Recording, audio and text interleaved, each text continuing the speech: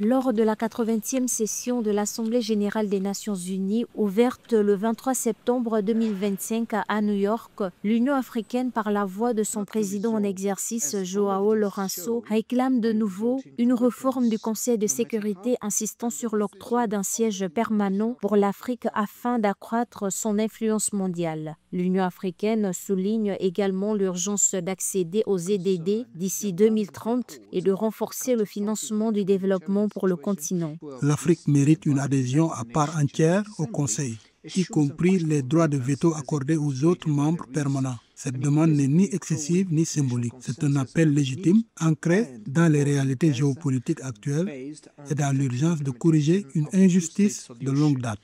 L'Afrique représente un tiers des États membres de l'ONU et accueille la majorité des opérations de maintien de la paix, mais demeure exclue des décisions centrales du Conseil de sécurité. Cette situation est jugée injuste et nuisant à l'efficacité de l'ONU. Pour les dirigeants africains, cette 80e session représente une occasion historique de corriger les déséquilibres structurels au sein de l'organisation.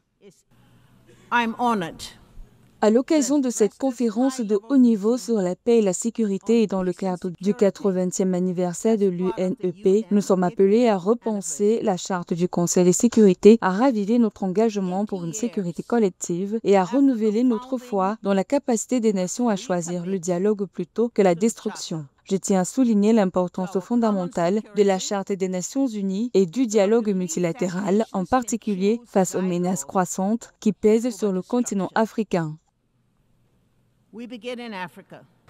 Face à l'aggravation de la crise climatique, l'Afrique aspire à être reconnue comme un partenaire porteur de solutions pour relever les défis mondiaux et pas seulement comme une région vulnérable.